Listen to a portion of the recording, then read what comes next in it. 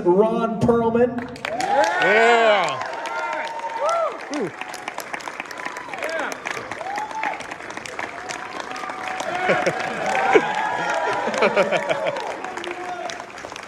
We've got Theo Rossi.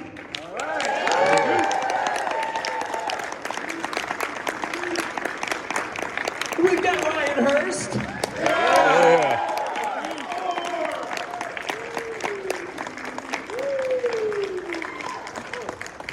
Those interrogation lights, man. Can we turn those down? I have been trying for 6 panels. I don't have a good enough plastic surgery for that kind of thing. I feel like I'm tanning and I'm Irish and it's not comfortable. What was going to happen in season 3, but just because we were about to go do it when everything went down. But it's just really interesting, you know, what John did with the Punisher, and you know, obviously with Daredevil leading it off, and you know, with Jessica, with Jones. So it was a really cool world to be a part of. It felt like the blue collar world of the Marvel universe. I always thought it felt like sampling, and like the use of them as their real selves, and then the characters felt like Wu-Tang to me. Yeah. It felt like when he was putting it together, and the Yeah. show translated that, and it blew my mind. Yeah, and that's how Cheo started off. Our showrunner started off as a writer for The Source and for Rap Pages, and you know, he's one of the most prolific, you know, hip hop historians on the planet. So the whole entire show was kind of hip hop influenced, from the titles of our episodes to the music beats to the way the characters were set up, and that's how he would explain scenes. He's like, well, think of this Rakim song, or think of this Big Daddy Kane song, and you're like, oh, cool. So it was just a really special world to be in. It shows, man. I love that show. Thanks. And Ryan, I gotta say, like, formative TV, formative movies, formative experiences, especially people my age. Remember the Titans, man? Like that was a thing. Yeah. Like that was such a. There's not a lot of movies that when they like bring in the TV on the rolly cart, you get excited about. Like, Remember the Titans was my jam.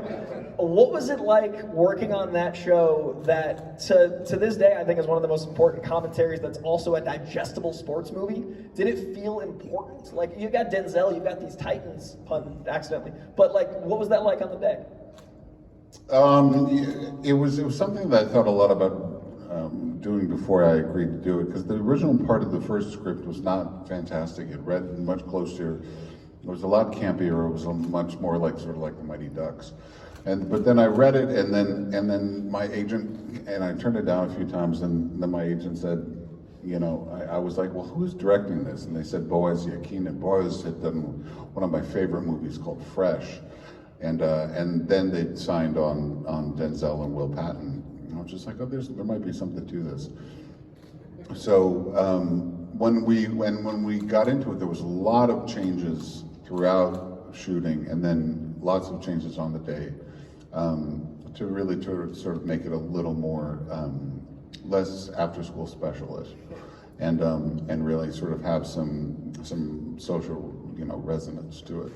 So yeah, I've always been very happy about that movie, and sort of the message that it sends about, you know, choosing love over fear, you know, over ignorance. So It's terrifyingly topical, and I love that movie to this day, and I'm so glad it's still like taught effectively. It's such a special piece of art. Yep. All right, got first question here. Check 1, 2, there it is. We're going for the Coy Giangelo hat trick today. All day. Coy, you're a great panel host. Thanks for doing this, buddy. Thank you, man. Appreciate you. Gentlemen, thank you for coming to San Francisco. This mic is way too short. We got Firelord Sozin. We have Marvel alum, and we have your new Thor. I don't know how many of you play God of War, but Ryan, I've been dying to ask you. Thor and Loki and God of War. Yeah. Versus the Thor and Loki we know from the MCU. I gotta see this somewhere. I'm curious what you have to say about you playing a pop culture icon in such a different capacity. Well, I mean, it blows Helmsworth out of the water. I'm just going on record right now. I mean, come on. I agree, no contest. I'm sorry, Chris.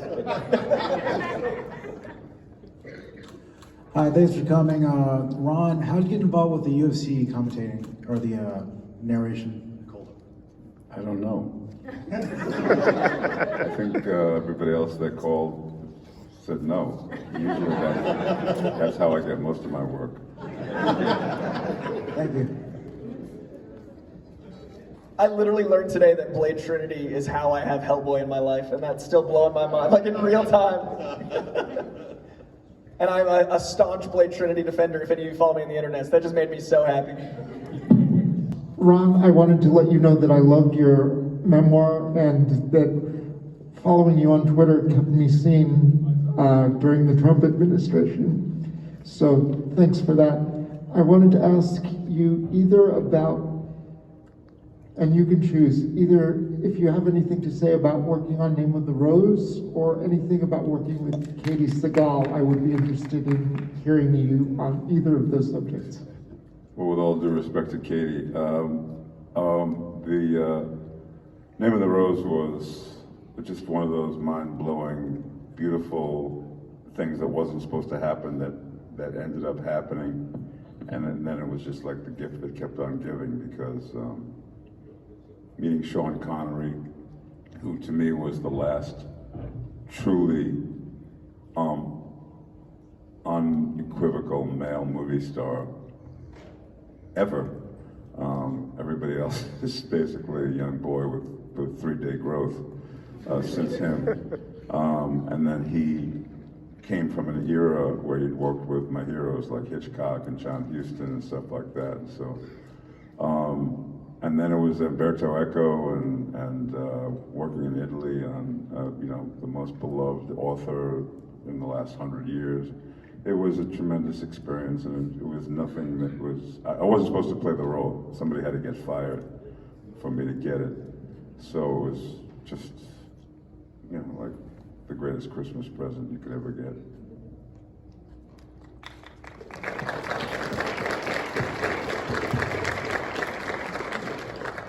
Hi Ryan, hi Theo, hey Ron. I have a question for you. Is there any ever things you kept from the show, like Harvey or your cut or whatever? Just steal a whole bike. We have them all. We have them all. I have my bike, my cut. I have all this stuff from the clubhouse.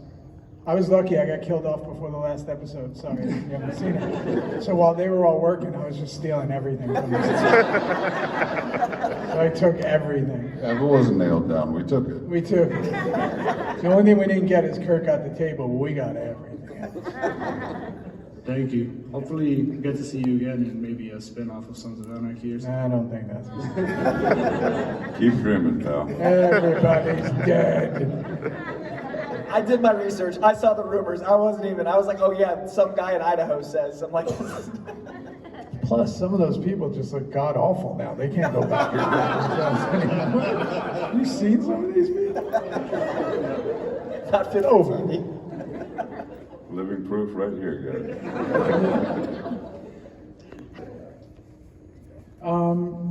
No, I was, it's hard when, the person who's writing it's playing Otto and the things that are happening to him in the show. When you see the stuff written for you, you're not going to say anything because he's doing a lot worse, right? I mean, so it just felt, I never felt anything with Juice was too big of a jump. It always felt like it was the next step when it happened. As horrific as it was and as hard as it was very, as weird as it sounds, because he definitely had some really bad things happen to him, I thought it was all correct. Yeah. Yeah, same here. I mean, for me, every day was like, they're paying you to ride a motorcycle. Like, okay, I'll do that. It's just like, oh, some of the lines suck. All right, that's fine. They're still paying me to ride a motorcycle? All right, sounds good. Thank you. God, I wish I could remember it like that. I just want to say I love all you guys' work. I did have a question for Luke Cage. What was your favorite moment on working on Luke Cage? For Any single time I was with Alfre Woodard. She's the most absolutely wonderful human being, and no offense to anyone else, the best actor I've ever worked with in my life. She's just, you never know what's going to happen. So when Shades and Mariah were together, it was a better day in life because she's just spectacular. And I just loved that whole thing of them two together. So those two. Awesome, thank you. And I think you did a fantastic job on that show. Thank you so much.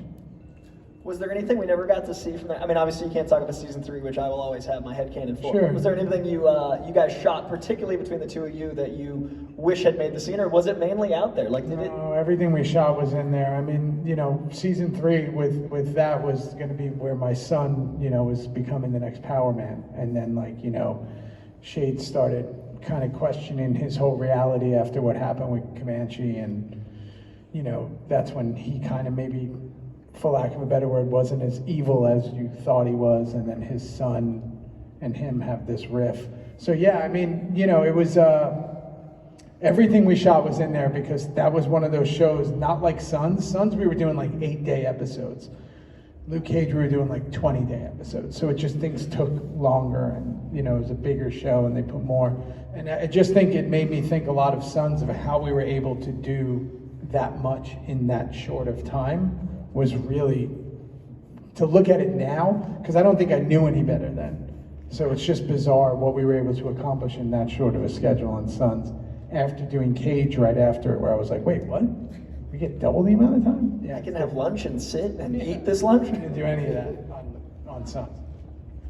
I've only been watching the show for like a good 2 or 3 seasons, and I want to say what you guys do is actually pretty incredible, and I just want to say thank you for making me like the show, loving it, and even my mom and my dad seen the show before me.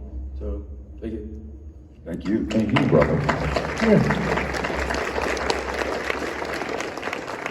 I love you respecting the line process and cycling back every time, so absolutely. Last question is fittingly you. Okay, this one's for Ron. What was it like working on Teen Titans, The Slate? Fun. Fun. I liked the cast a lot. I love the lady who directed this. The lady who directed that series was the first person who ever gave me a job in cartoon voice work, and we're still friends to this day. She's retired, but she's phenomenal. I just remember having, you talk about somebody who loved what she did.